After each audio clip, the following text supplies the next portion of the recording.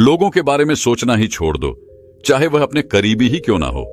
खुद पर ध्यान दो, खुद के ऊपर काम करो, खुद को कैसे बदलना है, इस विषय पर हम आज एक आपको कहानी सुनाएंगे। तो चलिए शुरुआत करते हैं। बहुत समय पहले की बात है। एक बहुत ही बुद्धिमान सन्यासी एक जंगल के पास अपनी कुटिया बनाकर रहा करता था। जो भी उनके पास अपनी समस्या लेकर आता, वह बहुत ही बुद्धिमानी से उसकी समस्या का समाधान निकाल देते। एक दिन वह वहीं पास के ही एक गांव में भिक्षाटन के लिए गए। जब वो भिक्षा मांगकर वापस लौट रहे थे, तो रास्ते में उन्हें एक युवा व्यक्ति ने रोक लिया और कहा, मैंने सुना है कि आप किसी भी समस्या को बड़ी बुद्धिमानी से सुलझा देते हैं। हालांकि मुझे तो ज्यादा विश्वास नहीं कि आप मेरी इस जटिल समस्या को सुलझा पाएंगे, लेकिन मैंने लोगों से आपकी बुद्धिमानी के बहुत से किस्से सुन रखे हैं। इसलिए मैं आपसे एक बात जानना चाहता हूं कि हमें किसी भी काम में असफलता की घबराहट क्यों होती है, और हम अपने किसी भी लक्ष्य को असफलता के घबराहट के बिना कैसे प्राप्त कर सकते हैं। युवा व्यक्ति का यह प्रश्न सुन बौद्ध सन्यासी मुस्कुराए और बोले, मैं तुम्हारे इस प्रश्न का उत्तर जरूर दूंगा, और उसके बाद से तुम्हारी सारी घबराहट भी खत्म हो जाएगी। लेकिन उससे पहले तुम्हें मेरे साथ मेरी कुटिया तक चलना होगा। वह युवा लड़का उस सन्यासी की बुद्धिमत्ता को परखना चाहता था, इसीलिए वह कुटिया तक जाने के लिए तैयार हो गया। इसके बाद वह बौद्ध सन्यासी उस लड़के को अपने जंगल के पास बनी कुटिया में लेकर आए, लेकिन तब तक शाम हो चुकी थी, इसीलिए वह भोजन करके सो गए। अगले दिन जब वह उठे, तो बुद्धिमान सन्यासी ने उस लड़के से कहा, चलो आज मैं तुम्हें जंगल की सैर करा के लाता हूं। और वह दोनों जंगल की तरफ निकल पड़े। कुछ देर बाद बुद्धिमान सन्यासी ने उस लड़के को एक गुफा दिखाई और कहा, चलो मैं तुम्हें उस गुफा की सैर कराता हूं। लड़के ने कहा, हाँ चलिए, मुझे भी जंगल की गुफा देखने की काफी दिनों से इच्छा थी। इसके बाद वे दोनों गुफा के अंदर चले गए। गुफा के अंदर काफी अंधेरा था, लेकिन थोड़ी देर बाद बौद्ध सन्यासी चुपके से गुफा से बाहर निकल आए और उस गुफा के द्वार को बाहर से बंद कर दिया। उस लड़के ने गुफा के भीतर से बहुत आवाज दी कि मुनिवर कहाँ हैं आप, कहाँ चले गए, मुझे जवाब क्यों नहीं दे रहे। लेकिन बहुत देर तक कोई जवाब न मिलने के बाद वह घबरा गया और घबराकर गुफा के द्वार की तरफ भागा। जैसे ही वह गुफा की प्रवेश द्वार पर पहुंचा, वह हैरान रह गया। यह क्या, यहां तो किसी ने गुफा के द्वार को बाहर से बंद कर दिया है। अब मैं बाहर कैसे निकलूंगा। अब वह अकेले अकेले उस अंधेरी गुफा में काफी भयभीत और परेशान हो गया। वह सोचने लगा कि कहीं उस सन्यासी ने उसे मारने की योजना तो नहीं बनाई थी। अब वह गुफा में इधर उधर घूमकर बाहर निकलने का रास्ता ढूंढने लगा। वह गुफा में काफी देर तक इधर उधर भटकता रहा, लेकिन उसे बाहर निकलने का कोई रास्ता नहीं मिला। अब उसे जोरों की प्यास और भूख भी लग रही थी, इसीलिए वह शांत होकर एक जगह बैठ गया। तभी उसे एक सुरंग से सूर्य की रोशनी आती हुई दिखाई दी, और उस रोशनी आने वाली सुरंग तक पहुंचना बहुत ही कठिन था, क्योंकि चारों तरफ बस अंधेरा ही अंधेरा था, और वह सुरंग भी काफी ऊंचाई पर थी। पर फिर भी वह तुरंत उठा और अपनी सारी भूख प्यास को भूलकर अपना सारा ध्यान उस गुफा से बाहर निकलने पर लगा दिया। काफी मेहनत और प्रयास करने के बाद वह उस सूर्य की रोशनी आने वाली सुरंग तक पहुंच गया, और कुछ दूर तक उस सुरंग में ही ऊपर चढ़ता गया। तभी अचानक उसे वह सन्यासी हाथ आगे बढ़ाता हुआ दिखाई दिया। वह लड़का झट से उस सन्यासी का हाथ पकड़कर बाहर आ गया, और बाहर निकलते ही उस सन्यासी को गुस्से से चिल्लाकर कहा, मुनिवर आप पागल हो गए हैं। आप मुझे अंधेरी गुफा में अकेले छोड़कर आ गए। आपको पता है मैं कितना भयभीत हो गया था और मुझे कितने जोरों की प्यास लगी है। उस सन्यासी ने मुस्कुराते हुए उसे पानी दिया और कहा, अब मेरी बातों को ध्यान से सुनना। तुम इस गुफा के बाहर सिर्फ 2 कारणों की वजह से निकल पाए, जिसने तुम्हें इस गुफा से बाहर निकलने के लिए मजबूर किया। पहला कारण, क्योंकि तुम्हें जोरों की प्यास और भूख लगी थी, और दूसरा कारण, तुम्हें वहां घुटन महसूस हो रही थी, क्योंकि तुम्हें मित्रों और परिवार वालों के साथ रहने की आदत पड़ चुकी है। अब मैं तुम्हें 2 मुख्य कारण बताता हूं, जिसकी वजह से तुम इस गुफा से बाहर निकल पाए। पहला कारण, क्योंकि तुम्हारे साथ वहां यह कहने के लिए लोग नहीं थे कि इतने अंधेरे में इतनी ऊंचाई पर तुम उस सुरंग तक कैसे पहुंच पाओगे, ये तो असंभव है। और दूसरा कारण, वहां यह कहने के लिए भी लोग नहीं थे कि चलो कोई दूसरा रास्ता देखते हैं, इससे भी आसान रास्ता मिल जाएगा और हम बहुत आसानी से इसको फिर से बाहर निकल जाएंगे। सफलता प्राप्त करने का नियम भी कुछ ऐसा ही है।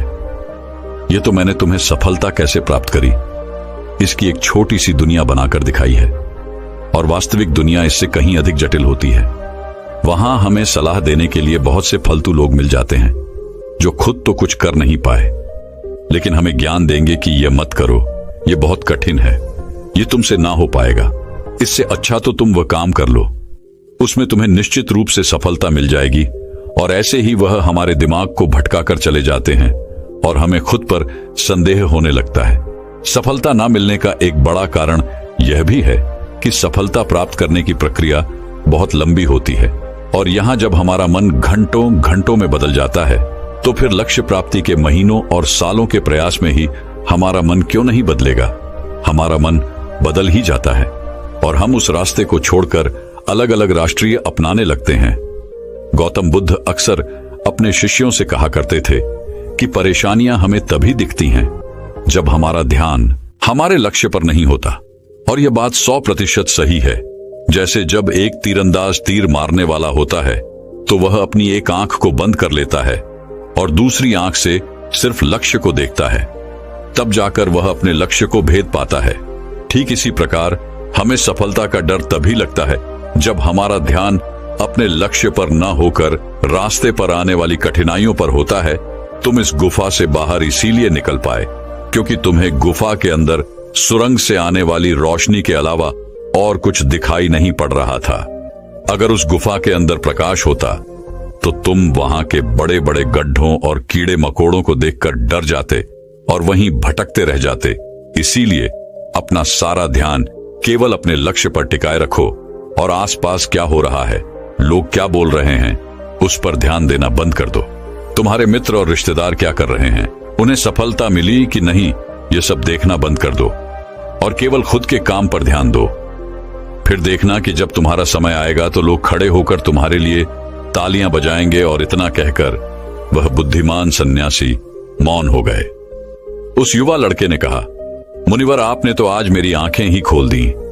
आपने कही हर एक बात में ही मुझे बुद्धिमानी नजर आई। आप सच में बहुत बुद्धिमान हैं, इसीलिए सभी आपको बुद्धिमानी का लोहा मानते हैं। मैं आपको वचन देता हूं कि आज से मैं मेरे मन को कभी भी असफलता के डर से नहीं सताऊंगा। मैं अपना पूरा ध्यान सिर्फ अपने काम पर लगाऊंगा और जल्दी ही एक सफल व्यक्ति बनकर दिखाऊंगा। इतना कहकर उस लड़के ने बुद्धिमान सन्यासी का धन्यवाद किया और वापस अपने गांव चला गया। तो दोस्तों, चलिए इसके बाद की इससे भी अच्छी कहानी की शुरुआत करते हैं। पुराने समय की बात है। नगर में रहने वाला सबल नाम का एक लड़का अपनी जिंदगी से बहुत निराश था। उसकी निराशा का कारण यह था कि वह अब तक कुछ भी नहीं कर रहा था। उसके माँ बाप उसे ताने मारते कि तेरे सारे मित्र कुछ ना कुछ कर रहे हैं, लेकिन तू अभी भी घर में ही बैठा हुआ है। मित्रों के बीच भी अक्सर उसका मजाक ही बनता। वह कहीं जाता तो लोग उससे पूछते कि क्या कर रहे हो। उसे यह बताने में बड़ी शर्म आती कि अभी वह कुछ भी नहीं कर रहा। धीरे धीरे उसने रिश्तेदारों के यहां जाना और लोगों से मिलना जुलना कम कर दिया। वह ज्यादातर समय अपने घर में ही बैठा रहता। वह अकेले में रोता, भगवान को कोसता और अपनी किस्मत को दोष देता। अब उसे अपनी जिंदगी बोझ सी लगने लगी थी। कभी कभी वह सोचता कि जब वे कुछ करने के लायक ही नहीं हैं, तो फिर उसके जिंदा रहने का भी क्या फायदा, उसे तो मर जाना चाहिए। एक दिन वह अपने नगर की एक सड़क से गुजर रहा था। तभी उसने देखा कि एक गुरु दुख के ऊपर प्रवचन दे रहे हैं। वह भी वहीं भीड़ में पीछे बैठ गया और गुरु के प्रवचन सुनने लगा। गुरु बोल रहे थे कि दुख एक गुरु की भांति होता है जो हमें जीवन की सच्चाई दिखाता है और हमें सही से जीवन जीने का तरीका सिखाता है। आप चाहें तो अपने दुख रूपी गुरु से जीवन जीना भी सीख सकते हैं और चाहें तो उस दुख में डूबकर बैठकर रो भी सकते हैं। सबल भी गुरु की यह सारी बातें ध्यान से सुन रहा था, लेकिन उसे गुरु की यह बातें सही नहीं लगी। उसने खड़े होकर कहा, दुख कुछ भी सीखा कर नहीं जाता, सिर्फ पीड़ा देकर जाता है। दुख की पीड़ा अनंत होती है। ऐसा लगता है इसके बाद कुछ भी नहीं होने वाला, कुछ भी नहीं मिलने वाला। मृत्यु भी उसके सामने छोटी लगने लगती है। गुरु ने कहा, आखिर क्या दुख है तुम्हें? सबल ने अपना सारा दुख गुरु के समक्ष कह सुनाया और पूछा, क्या आपके पास मेरे इस दुख का कोई समाधान है? गुरु मुस्कुराए और बोले, जिस दिन तुम्हारे पास सच्चा दुख आए उसी दिन मेरे पास लौट कर आना, मैं तुम्हारे दुख का समाधान अवश्य करूंगा। इतना कहकर गुरु वहां से चले गए। सबल ने सोचा, क्या मेरा दुख सच्चा नहीं है? क्या जिस दुख से मैं गुजर रहा हूं वो झूठा है? कोई भी मेरे दुख को नहीं समझ सकता। जब मां बाप नहीं समझ पाई तो गुरु क्या समझेंगे? अपने दुखों से परेशान होकर सबल ने एक निर्णय लिया कि अब वह कुछ करके दिखाएगा। उसने एक छोटा सा व्यापार शुरू किया, लेकिन उसमें उसे सफलता नहीं मिल रही थी। पर उसके घर वाले खुश थे कि वह कुछ तो प्रयास कर रहा है। वह अपने व्यापार में जुटा रहा और उसे धीरे धीरे सफलता भी मिलने लगी। फिर उसने रफ्तार पकड़ ली और सिर्फ 3 साल के अंदर ही वह एक बड़ा व्यापारी बन गया। अब सबल के चारों तरफ ऐसे बहुत से लोग थे जो उसकी चिंता करते थे, उसे पसंद करते थे, उसके काम की प्रशंसा करते थे। अब उसके घर वाले भी उसकी प्रशंसा करते नहीं थकते थे। दिन प्रतिदिन उसके मित्रों की संख्या बढ़ती जा रही थी। अब वह अपनी जिंदगी से बहुत ही खुश था। उसके कुछ मित्रों ने उसे सलाह दी कि जब तुम बड़े व्यापारी बनकर इतने खुश हो तो सोचो कि अगर तुम इस नगर के, इस राज्य के सबसे बड़े व्यापारी बन जाओ तो तुम्हारे पास कितना सुख होगा, कितने लोग तुमसे जुड़ना चाहेंगे, तुम्हारा कितना नाम फैलेगा। स्वयं राजा भी तुमसे मित्रता करना चाहेंगे और जरूरत पड़ने पर तुमसे ही धन उधार लेंगे। मित्रों की यह बात सबल के मन में घर कर गई। अब उसने और भी धन कमाने का प्रयास शुरू कर दिया, लेकिन उसे यह सब कुछ बहुत ही जल्दी चाहिए था। वह यह सब कुछ प्राप्त करने में अपना ज्यादा समय बर्बाद नहीं करना चाहता था। इसीलिए उसने ऐसे भी कार्य करने शुरू कर दिए जो उचित नहीं थे। उसने बड़ी मात्रा में अपने मित्रों से धन उधार लेना शुरू कर दिया। ज्यादा मुनाफा कमाने के लालच में अपने सामान में मिलावट करने लगा। उसने दूसरे व्यापारियों के खिलाफ षड्यंत्र भी रचे, उन्हें डराया धमकाया। जैसा जैसा उसके मित्र उससे कहते गए वह वही करता गया। वही इन तरीकों से ज्यादा धन तो कमा रहा था, लेकिन अब उसके जीवन में सुकून ही रह गया था। उसके मन की शांति गायब हो गई थी। उसे रातों में नींद नहीं आती थी। वह किसी उधेड़बुन में लगा रहता था। सुख सदन की सारी वस्तुएं होने के बाद भी उसे किसी में सुख नहीं मिल रहा था। एक दिन सबल अपनी गाड़ी में सवार होकर कहीं जा रहा था। तभी रास्ते में उसे गुरु का आश्रम दिखा। वह रुक गया। वह गुरु के पास जाकर बोला, गुरुदेव, आपने कहा था कि जब तुम्हारे जीवन में सच्चा दुख आए तब मेरे पास आना। अब मैं बहुत दुखी हूं। मेरे रातों की नींद गायब हो गई है। मुझे कहीं सुकून नहीं मिल रहा। इस तरीके से सबल ने अपनी सारी समस्या गुरु के सामने कह सुनाई। गुरु ने कहा, जब तुम मुझसे पहली बार मिले थे तब भी तुम किसी दुख में थे। तुमने उस दुख से क्या सीखा? सबल ने कहा, मैंने सीखा कि सिर्फ सोचने और चिंता करने से कुछ नहीं होता। अपनी सोच को सच करने के लिए कर्म करना पड़ता है, और सिर्फ कर्म करने से भी कुछ नहीं होता। अपने कर्म को अंतिम पड़ाव तक ले जाना भी आवश्यक होता है। चाहे रास्ते में कितनी ही मुश्किलें आए, मन कितना ही निराश हो, कितना ही लगे कि अब आगे कुछ भी नहीं होने वाला, तब भी यह मानकर चलो कि मैं जो भी कर रहा हूं उसमें सफल अवश्य होऊंगा। लोग सिर्फ सफल व्यक्ति को ही सम्मान देते हैं। फिर चाहे कोई कितना ही अच्छा क्यों ना हो, वह लोगों की नजरों में बोझ ही होता है। यह सब सुन गुरु मुस्कुराए और बोले, यह असली दुख नहीं है। जब तुम्हारे जीवन में असली दुख आए तब मेरे पास आना, मैं उसका समाधान अवश्य करूंगा। सबल ने जाते समय गुरु को सोने के सिक्कों से भरा एक घड़ा भेंट किया। घड़ा देखकर गुरु ने कहा, यह मेरे किसी काम का नहीं, इसे उस पेड़ के नीचे गड्ढा खोद कर दफना दो।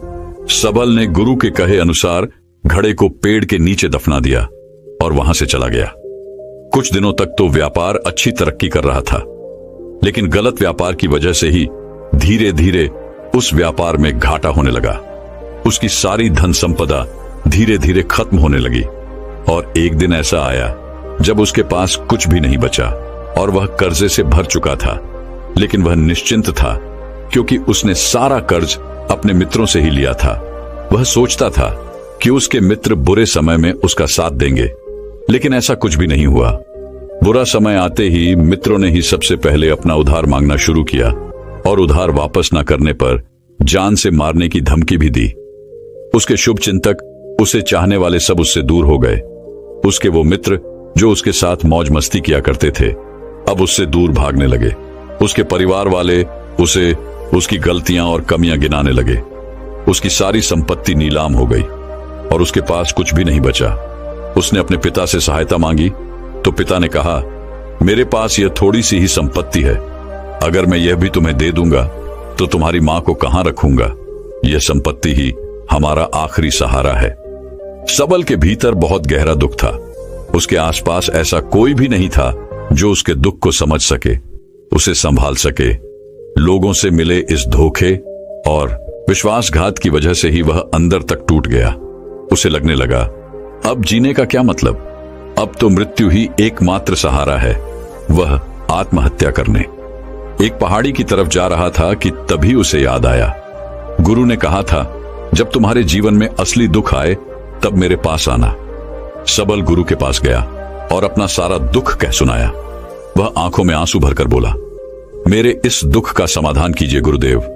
गुरु ने कहा, जब तुम्हारे जीवन में असली दुख आए तब मेरे पास आना, मैं उसका समाधान अवश्य करूंगा।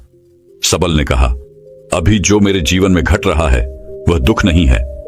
आखिर असली दुख होता क्या है गुरुदेव? गुरु ने कहा, सबसे पहले तुम यह बताओ कि तुमने अपने इस दुख से क्या सीखा?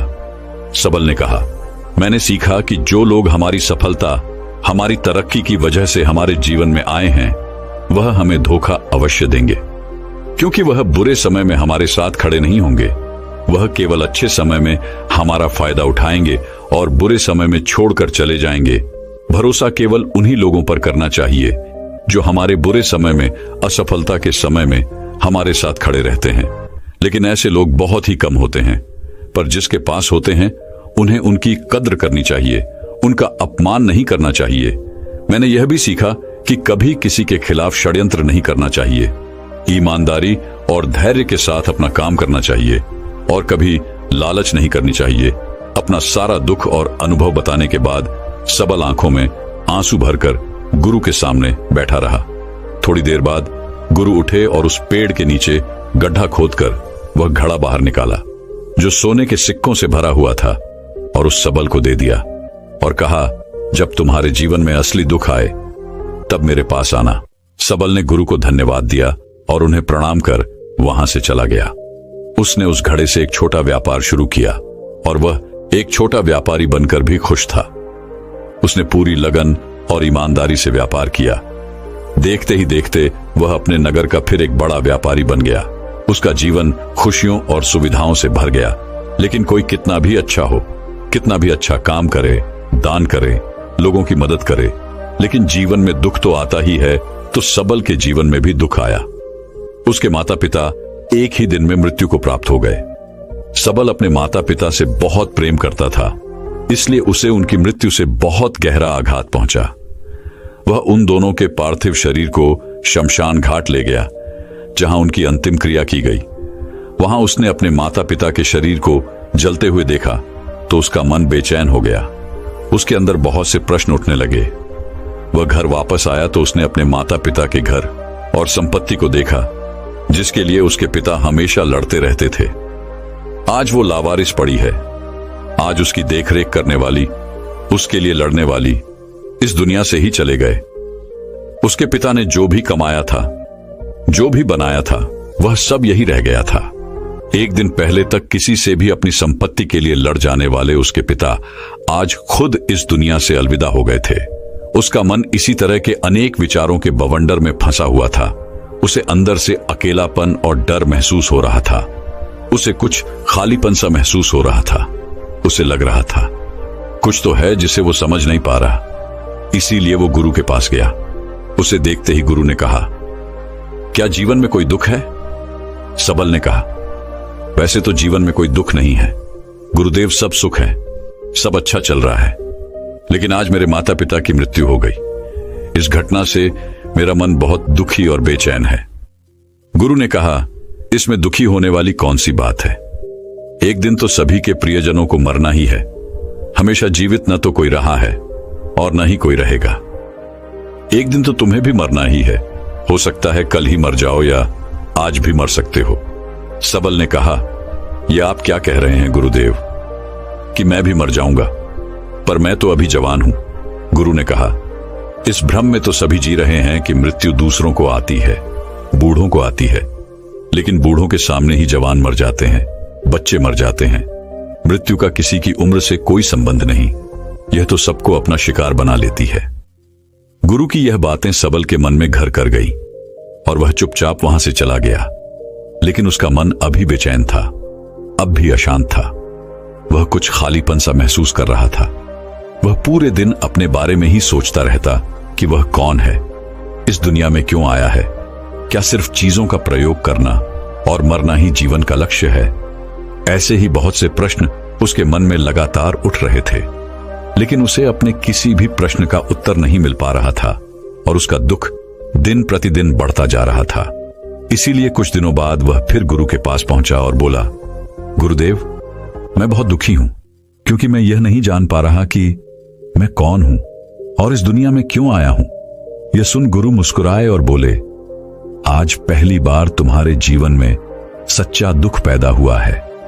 वास्तव में यही है जो दुख कहलाने के लायक है, कि हमें पता नहीं कि हम कौन हैं, क्यों आए हैं, क्या करना है, कैसे करना है। सबल ने कहा, गुरुदेव, मेरे इस दुख का समाधान कीजिए। गुरु ने कहा, हम सभी इंसान जीवन भर क्या इकट्ठा करते रहते हैं?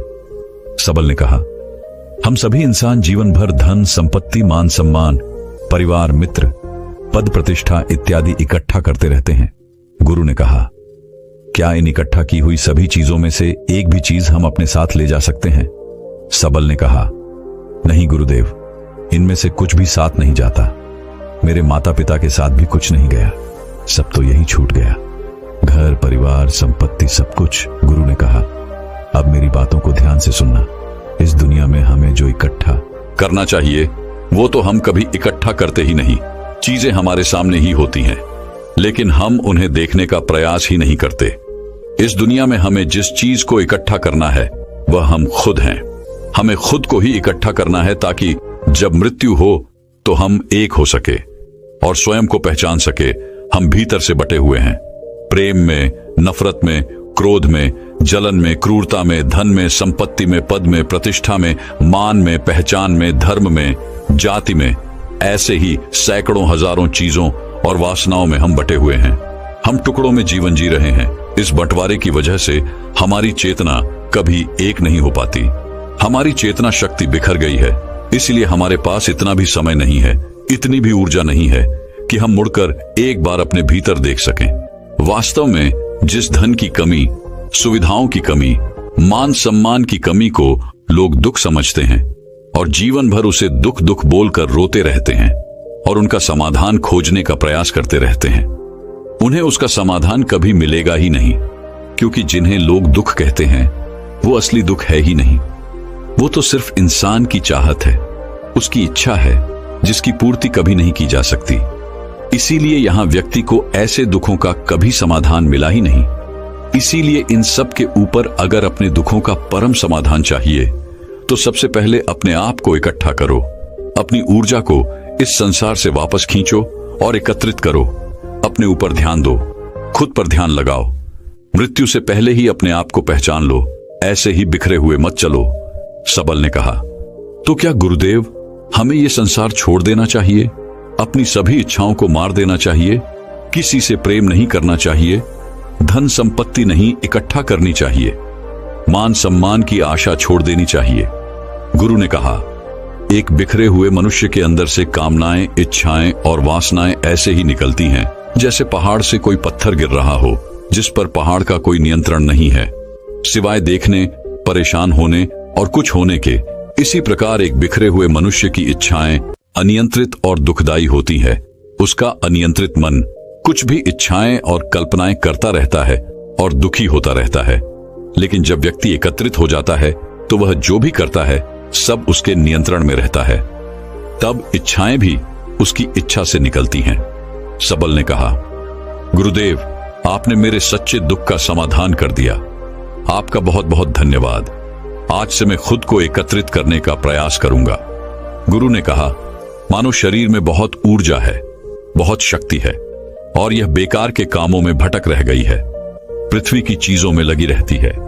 यह ऐसा ही है जैसे कि एक अत्यंत शक्तिशाली मशीन किसी बच्चे के हाथों में दे दी गई हो और वह बिना सोचे समझे, बिना किसी नियंत्रण और जानकारी के बस इसकी शक्ति को कहीं भी बर्बाद कर रहा हो। इसीलिए अपने चेतना की शक्ति पर ध्यान दो और इसे एकत्रित करो। सबल को अपने प्रश्नों का उत्तर मिल चुका था। उसने गुरु का धन्यवाद किया और चुपचाप वहां से चला गया। दोस्तों, मैं उम्मीद करता हूं कि यह कहानी सुनने से आपके जीवन में अच्छे बदलाव आए होंगे। आपको इस वीडियो से क्या सीखने मिला, ये कमेंट करके जरूर बताएं और अपने परिवार, दोस्तों या आपके करीबी इंसान के साथ ये कहानी शेयर करके उन्हें भी इस ज्ञान से परिचित करवाएं। बाकी अगर आपको ये वीडियो दिल से अच्छी लगी हो तभी इस वीडियो को लाइक कर देना और आपने अब तक इस चैनल को सब्सक्राइब न किया हो तो चैनल को सब्सक्राइब भी जरूर कर देना। आपका हर दिन शुभ हो और खुशियों से आपका जीवन भरा रहे। धन्यवाद। नमो बुद्धाय।